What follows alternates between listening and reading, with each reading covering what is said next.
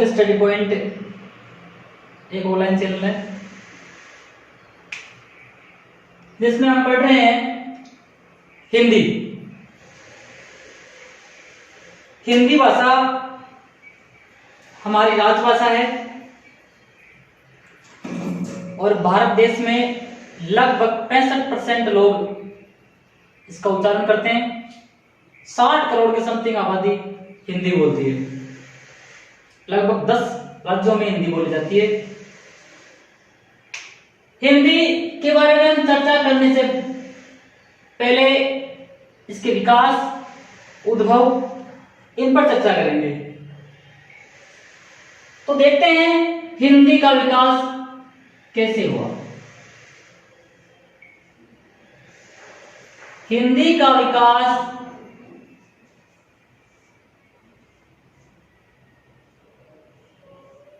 किस भाषा से हुआ, कैसे हुआ, कब हुआ, किस प्रकार हुआ, इस पर हम चर्चा करेंगे। दोस्तों, हमारी जो प्राचीन भाषा है वो है संस्कृत, जिसको हम देवनागरी लिपि भी बोलते हैं, देवनागरी भाषा भी बोलते हैं। ये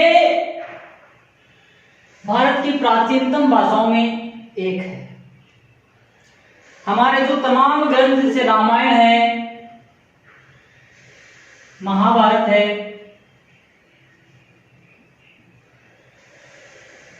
ये ग्रंथ संस्कृत भाषा में लिखे हुए हैं।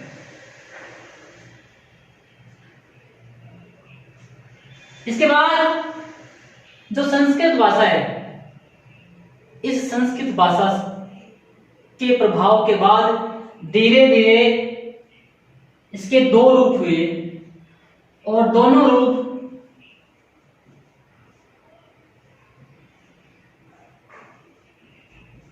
एक लौकिक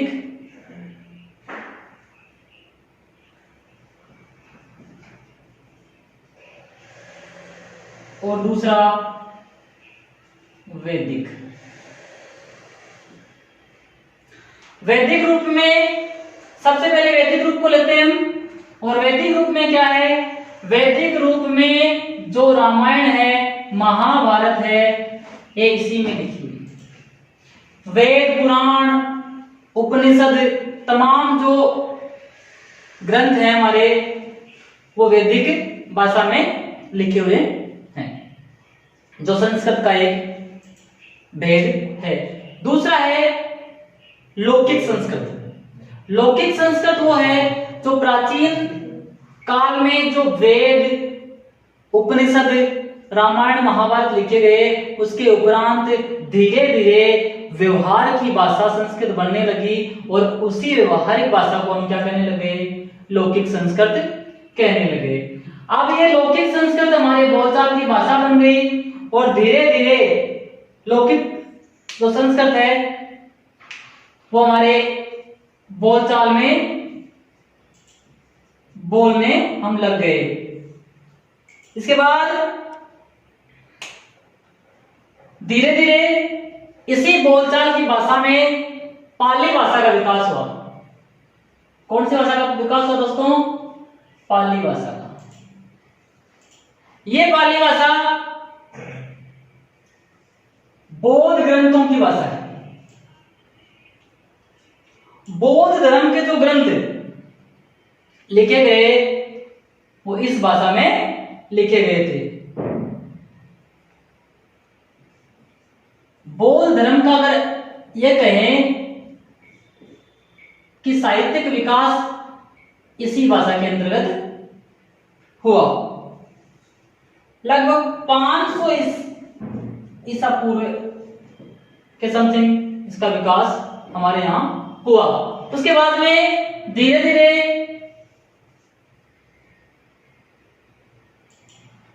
प्राकृत भाषा का विकास हुआ और इस प्राकृत भाषा में जैन धर्म के ग्रंथ लिखे गए।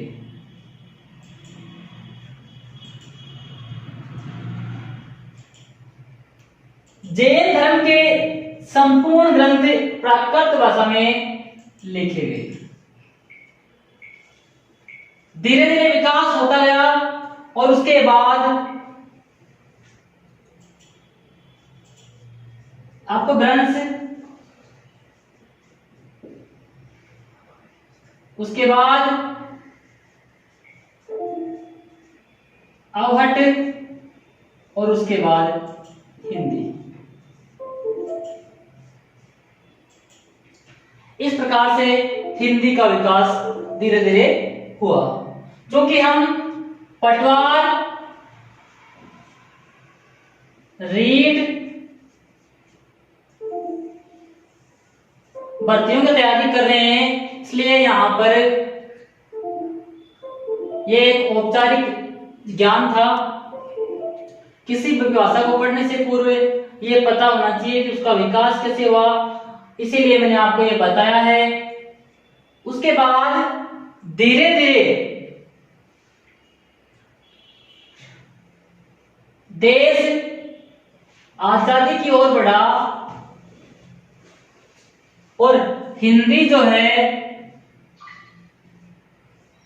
वो लगभग 65% भाग पर बोली जाने वाली सबसे बड़ी भाषा थी। अगर यूं कहें कि विश्व में चीनी भाषा के बाद बोली जाने वाली दूसरी सबसे बड़ी भाषा हिंदी है। इसके साथ जैसे ये प्राकृत भाषा है, तो प्राकृत भाषाओं में भी इसकी जो बोलियां थी, सोरसेनी जो है, पैसाची है, तमाम जो बोलियां इसके साथ जुड़ी हुई थी। अब करते हैं हम हिंदी में। तो हिंदी में देखते हैं कि 14 सितंबर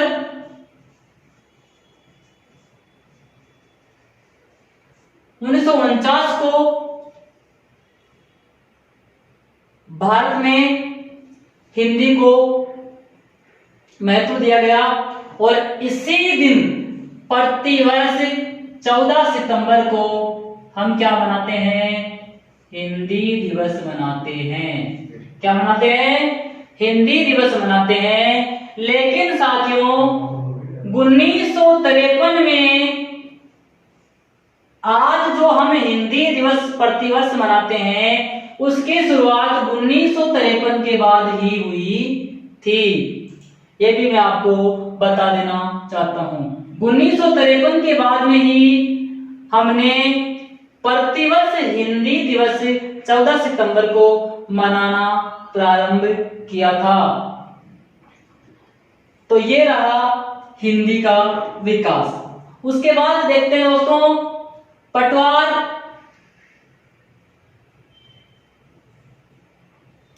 और रीट में हिंदी की व्याकरण की चर्चा होती है, हिंदी की व्याकरण आती है, इसीलिए हम हिंदी की व्याकरण भी पढ़ेंगे। लेकिन उससे पहले हम ये कहेंगे कि जो भाषा है, हमने लिखा भाषा, अब ये भाषा शब्द क्या है, इस पर हम चर्चा करेंगे कि भाषा शब्द किसे कहते हैं, भाषा क्या है। तो दोस्तों हम अपने आचार विचार जो बातें हैं वो किसी दूसरे के साथ में करते हैं। कोई व्यक्ति अपनी बात किसी दूसरे व्यक्ति को कहता है तो वो भाषा है। लेकिन साहित्यिक रूप में इसको कहें तो हम ये कह सकते हैं कि हम अपने विचारों का आदान प्रदान, हमें अपने विचारों का आदान प्रदान, हमें अपने विचारों का आदान प्रदान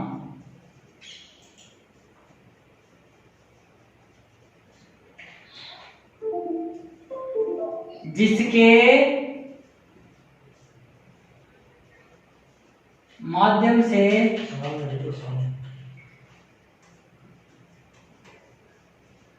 करते हैं उसे भाषा कहते हैं।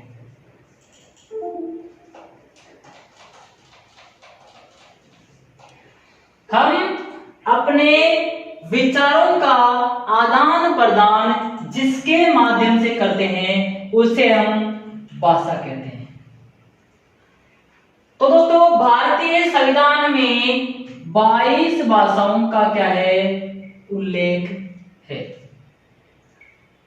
22 भाषाओं में हिंदी एक महत्वपूर्ण भाषा है। हिंदी हमारी राजभाषा भी है। हिंदी हमारी राजभाषा भी है। राजभाषा दोस्तों वो होती है जिसको संविधान के द्वारा हमारे निकायों या हमारे जो विभाग हैं उनके अंतर्गत कामकाज की भाषा का दर्जा दिया गया हो। यानी मैं अगर स्वच्छ भाषा में कहूं, सरल भाषा में कहूं, तो हमारे जो विभाग हैं उनका जो कामकाज है वो जिस भाषा में होता है वो हमारी क्या है, राजभाषा है। लेकिन दोस्तों 1950 से लेकर 1965 तक यानी 15 वर्ष तक अंग्रेजी को, चूंकि भारत में पहले अंग्रेजों का शासन था और अंग्रेजों का शासन होने के साथ साथ वहां जो कामकाज था वो अंग्रेजी भाषा में होता था। इसीलिए भारत देश जब आजाद हुआ और संविधान बना तो 1965 तक यानी 15 साल तक हमारे विभागों का कामकाज जो है वो अंग्रेजी भाषा में करने का क्या मिला, आदेश मिला या नियम बना। और ये 15 वर्ष के बाद में हमारे जो तमाम कार्य हैं वो कौन सी भाषा में होंगे, हिंदी भाषा में होंगे। लेकिन दोस्तों आज तक भी ऐसा नहीं हो पाया है और इसका मुख्य कारण है कि उस वक्त बैठे वहां पर जो कर्मचारी थे, जो कार्मिक थे, वो अंग्रेजी पढ़े हुए थे। दूसरा कारण ये है कि अंग्रेजी पढ़ने वाले बच्चों को या विद्यार्थियों को या कार्मिकों को मतलब जो है नौकरी के अधिकांश चांस प्राप्त होते थे, इसलिए वो अंग्रेजी भाषा में ही कामकाज को महत्व देते थे। इसलिए आज भी दोस्तों अंग्रेजी भाषा में ही हमारा लगभग काम होता है। हालांकि राजभाषा हमारी क्या है, हिंदी है, लेकिन फिर भी कामकाज जो है वो अंग्रेजी भाषा में होता है। अंग्रेजी भाषा की बात करें तो उसकी जो लिपि है, लिपि वो कौन सी है, रोमन है। कौन सी लिपि है, रोमन है। पंजाबी भाषा की बात करें तो पंजाबी भाषा की लिपि कौन सी है, गुरुमुखी है। कौन सी है, गुरुमुखी है। उर्दू भाषा की बात करें तो लिपि कौन सी है, फारसी है। इसी प्रकार से हिंदी की भी एक लिपि है और वो लिपि कौन सी है, देवनागरी लिपि है। कौन सी लिपि है, देवनागरी लिपि है। और ये देवनागरी लिपि क्यों है, क्योंकि प्राचीन काल में हमारी भाषा संस्कृत थी और उसकी लिपि भी देवनागरी थी और हिंदी की लिपि भी देवनागरी है। इसीलिए कहते हैं क्योंकि देवों की भाषा प्राचीन काल में संस्कृत थी और संस्कृत से ही धीरे धीरे हिंदी का विकास हुआ है, इसीलिए इसको देवनागरी लिपि कहते हैं। इसको देववाणी भी कहते हैं। इसको क्या कहते हैं, देववाणी। देववाणी भी कहते हैं। इसको देवों की भाषा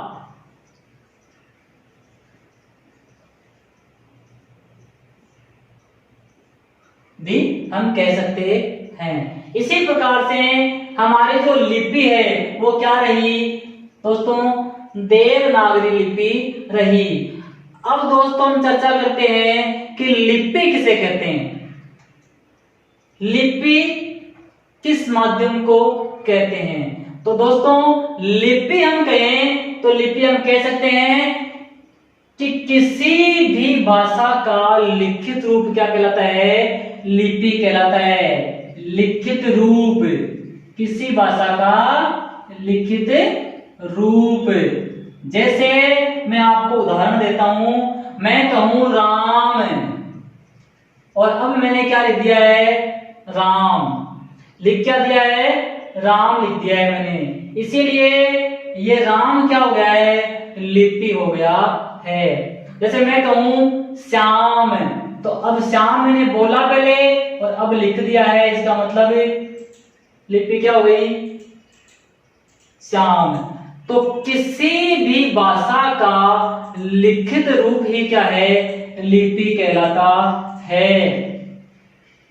तो हमने देखा दोस्तों, राजभाषा देखा, लिपि देख लिया। अब लिपि का माध्यम क्या रहेगा, वो रहेगा कठिन से सरल की ओर, कठिन से सरल की ओर, कठिन से सरल की ओर।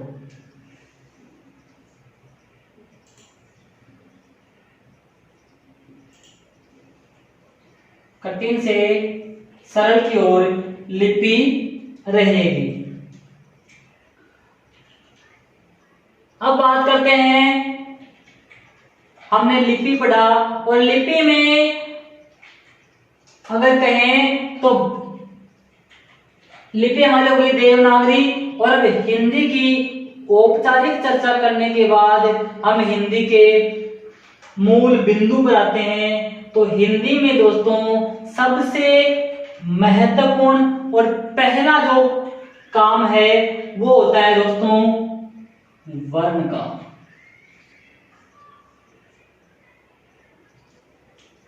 किसका होता है दोस्तों, वर्ण का। सबसे महत्वपूर्ण काम वर्ण का होता है। और वर्ण, जैसे मैं आपको बताऊं वर्ण क्या होता है, जैसे मैं आपको बताऊं ये क है, तो ये क क्या है, वर्ण है। ख क्या है, वर्ण है। ख भी क्या है, वर्ण है। लेकिन वर्ण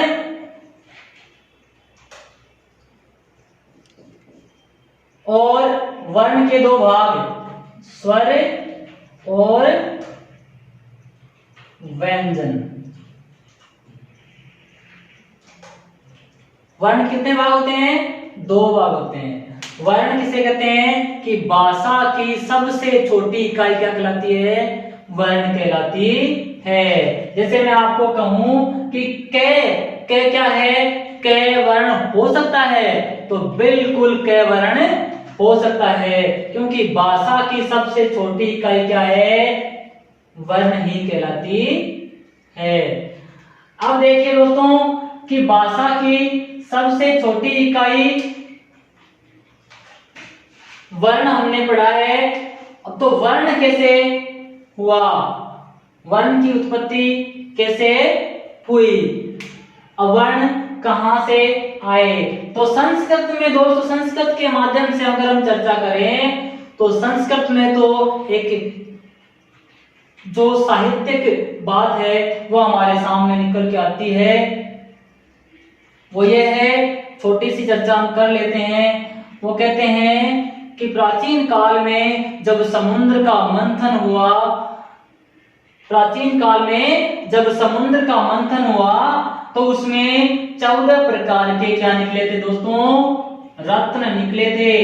उसमें इंद्र का ऐरावत निकला था, लक्ष्मी निकली थी, अमृत निकला था, विष निकला था। और तमाम चीजों को निकलने के बाद देवताओं और जो राक्षस थे उनमें उनका वर्गीकरण हुआ, लेकिन जो अच्छी अच्छी चीजें थी वो तमाम देवता उनके पास पहुंची, और अंत में जो विष बचा, जहर जिसको कहते हैं, वो किसके हिस्से में आया? भगवान शिव के हिस्से में आया। और इसीलिए भगवान शिव ने वो जहर पिया, और जहर पीने के बाद में जहर इतना कड़वा था वो उसको पी नहीं सके, और उन्होंने उस जहर को कहां रोक लिया दोस्तों?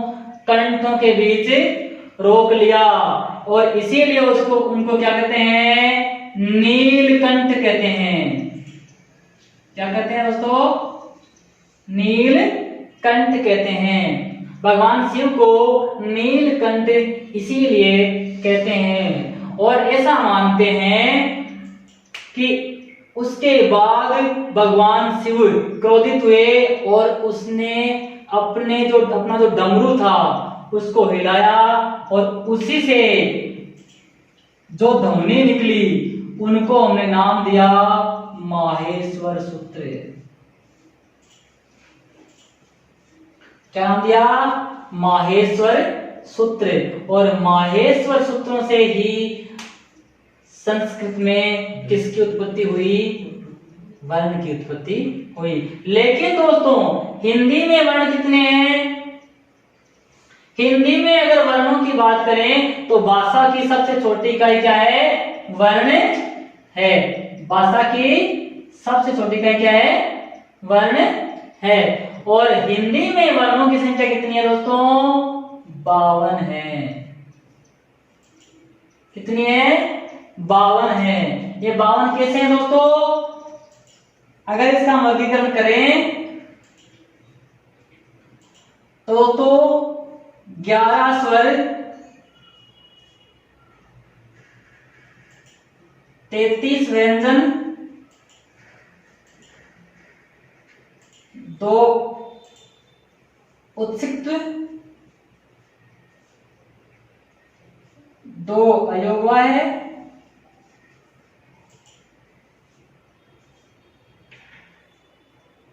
और 4 संयुक्त व्यंजन।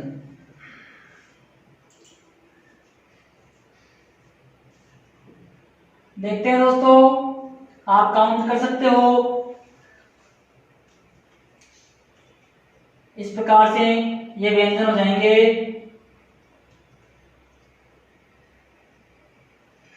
52। इस प्रकार से वर्णों का जो वर्गीकरण है वो किया गया है। यानी हिंदी में कितने वर्ण हैं? 52 वर्ण हैं। और वर्ण की मैंने आपको परिभाषा बताई थी कि भाषा की लघुतम इकाई क्या कहलाती है? वर्ण कहलाती है। भाषा की लघुतम इकाई वर्ण कहलाती है। जैसे क, ख, इस प्रकार से। तो दोस्तों आज हमने हिंदी की औपचारिक चर्चा करने के बाद जो हमने ये पढ़ा वर्ण के बारे में, और वर्ण की मैंने आपको बताई परिभाषा, वर्ण क्या होता है, और हमने संक्षिप्त रूप में इसका क्या किया है? वर्गीकरण किया है। आगे हम इसका जो विस्तार है वो अगले वीडियो में देखेंगे।